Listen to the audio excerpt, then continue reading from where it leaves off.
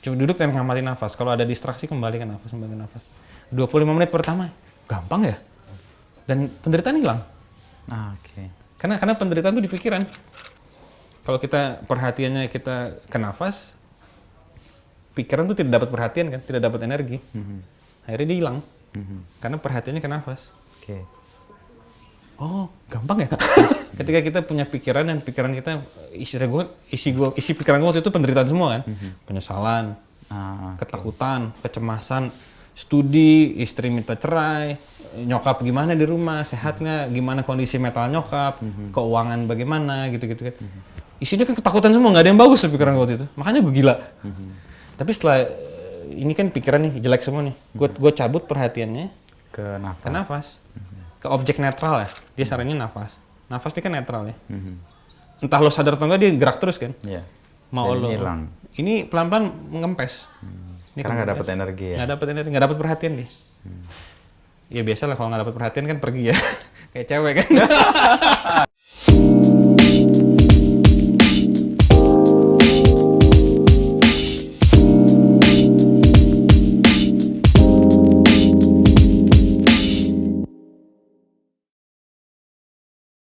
Ada nggak ya satu tokoh yang khusus berbicara soal penderitaan ya, soal suffering ya, Leiden bahasa Jermannya, Leid. Terus ini Buddha, Siddhartha Gautama tuh, kayak tahu dari situ. seluruh ajarannya tuh berbicara soal bagaimana Penderitaan. melampaui penderitaan, duka ya. Tapi Siddhartha Gautama gue agak asing, pernah sih kuliah filsafat timur, cuma sambil lalu aja gitu. Dan pendekatan STF soal filsafat timur tuh Eropa banget. Eropa, konsep superficial itu nggak dapet rohnya itu. Itu cuma kulitnya doang, itu pun kulitnya juga nggak dapet itu ya. Itu seperti lu pengen makan nasi goreng, lu belajar menunya. Oh nasi goreng itu nasi, kasih kecap, kasih garam, bawang merah, tapi lu nggak makan, lu cuma menulis Tahu resep aja. aja. Lu memahami nasi goreng, tapi lu nggak pernah makan nasi goreng. Itu cara STF mendidik filsafat timur di masa gua dulu ya. Terus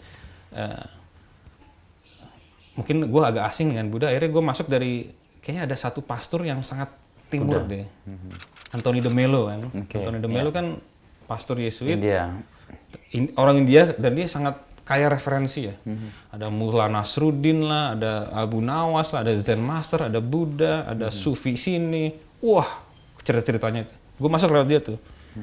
Anthony de Mello baca lagi doa sangkata, ikut kuliahnya di YouTube. Ternyata ada kuliah di YouTube. Oh ada ya? Lengkap loh, 2 jam kuliah. Gue ingetin terus. Dan pendekatannya sama sekali berbeda dengan pendekatan psikiater, psikolog, ataupun pastor yang ngajak minum. Lain Untuk pendekatannya. menyelesaikan penderitaan tadi. Iya. Pendekatan Anthony Mello diambil dari Buddhis sebenarnya, dari Zen gitu.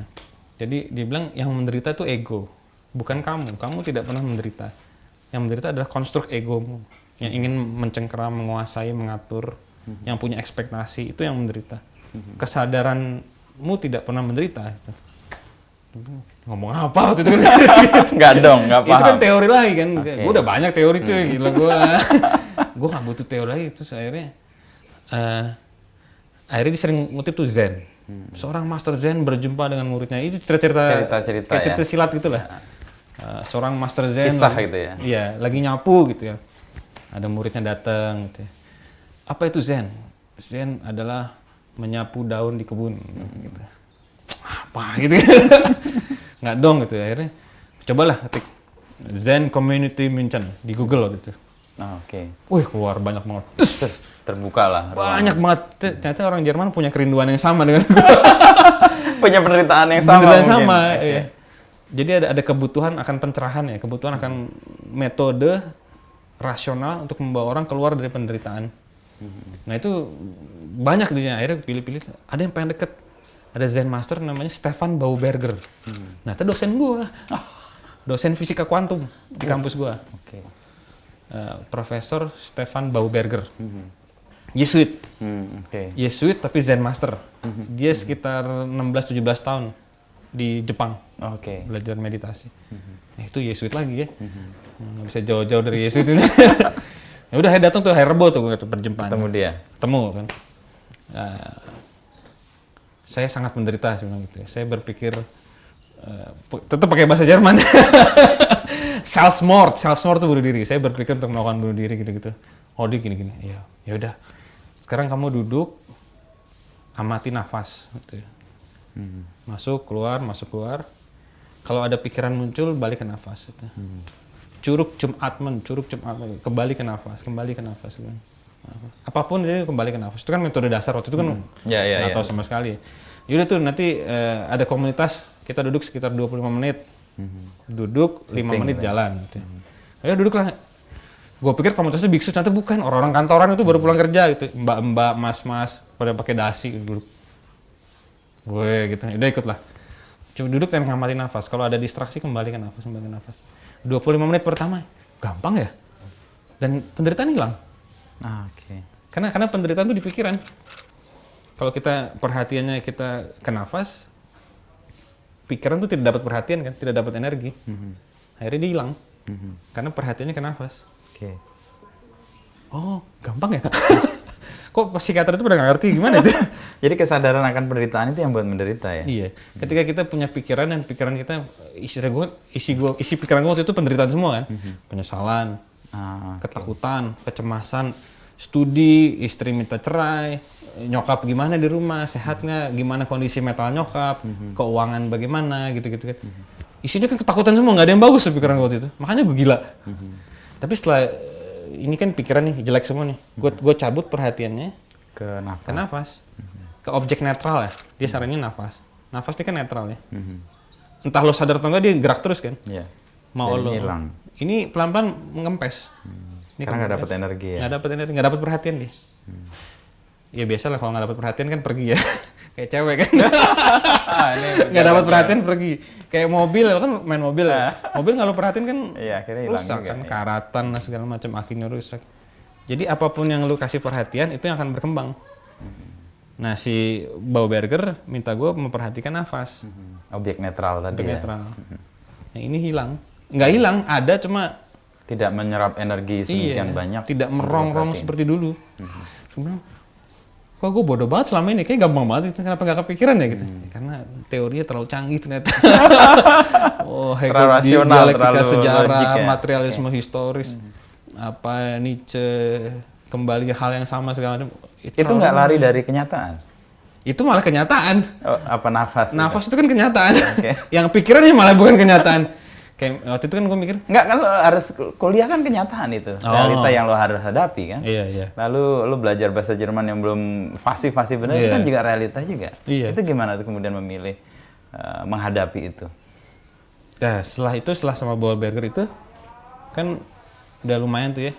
Ini mengempes dan gue rutin tuh akhirnya. Seminggu 2 kali.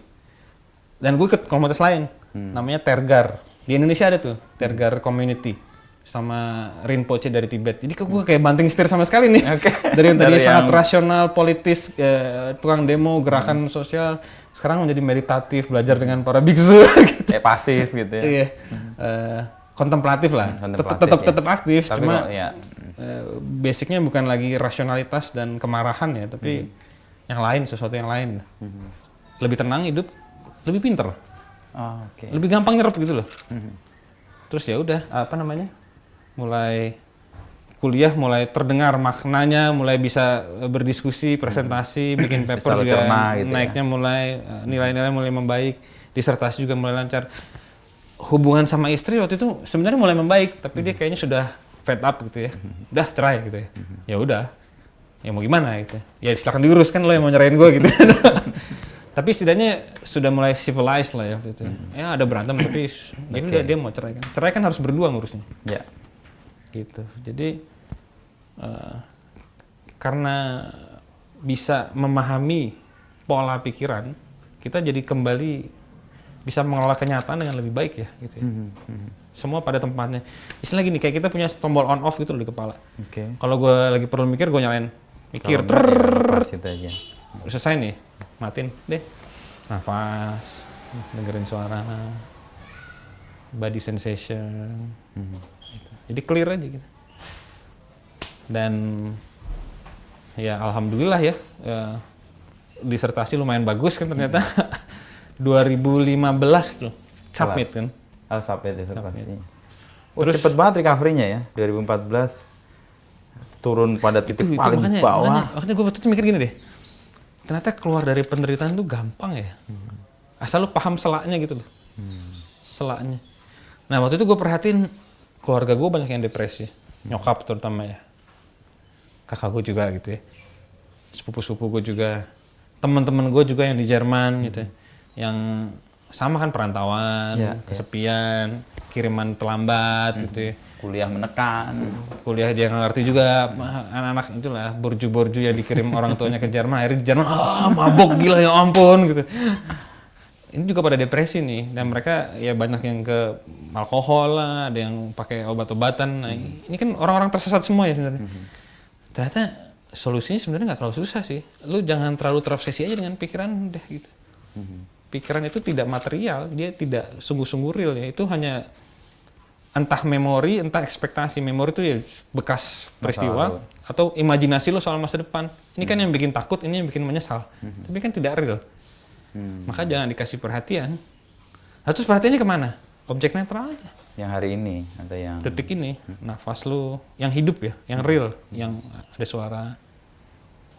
Motor lewat nih, ya kaki kena angin. Iya, yang lu lebih berjangkar pada tubuh lu lah, bukan pada memori ataupun imajinasi. Nah, pemikir kan hidupnya di sini kan, memori dan imajinasi ini. Tapi kalau terjebak di situ, bisa gila ya orang. Dan makanya banyak filsuf yang kan hanyut di situ ya. Bukan hanya filsuf ya, pemikir lah. Orang-orang yang bergerak di dunia pemikiran. Dan lo hampir di situ kan? Hampir hanyut. Nah, kemudian lo menemukan sesuatu yang lo nggak cemas masa depan dan nggak terlalu traumatik dengan masa lalu. Menemukan realitas ya di sini dan saat ini. Nah, habis itu gue mulai, karena lebih tenang, belajar lebih gampang, nulis lebih gampang. Terus waktu itu gue bahkan sambil gue ngerjain disertasi, gue nulis buku soal Zen. Karena gue pikir gue pulang ke Indonesia, gue lihat di Indonesia ada buku-buku Zen tapi kebanyakan terjemahan. Jelek, nggak respect lah terjemahan. Ada bukunya Romuji, tapi Romuji tahu kan, sangat seni gitu ya. Penjelasannya begitu bombastik ini, karena ini orang ngebaca mungkin nggak ngerti juga. Atau dia hanya sampai ke ininya doang. Menunya tadi ya, resep-resep. Konsep-konsepnya. Belum, gue pengen nulis buku yang sampai ke dalam gitu loh. Lo ngunyah sendiri ya? Iya. Dan gue pengen bikin buku yang komprehensif ya, dari sejarahnya, prakteknya gitu ya. Karena melalui itu sendiri kan? Iya. Dan karena gue pikir ini bisa membantu orang, minimal membantu mak gue lah gitu. Pulang nih, mak baca gitu lah. Akhirnya bantu emak lo nggak?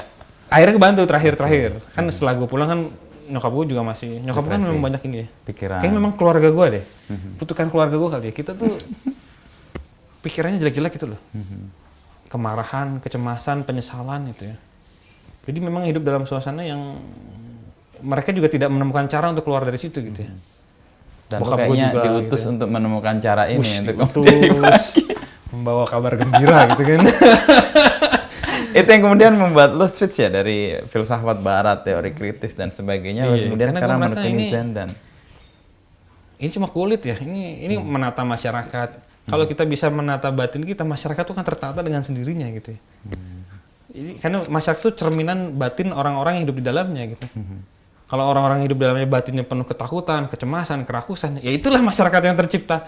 Lo mau nata pakai teori kritis, pakai John Rawls, pakai Anthony Giddens, pakai Alan Badiou, ya percuma cuma ngotak-ngatik doang. Atau orang ikut karena takut.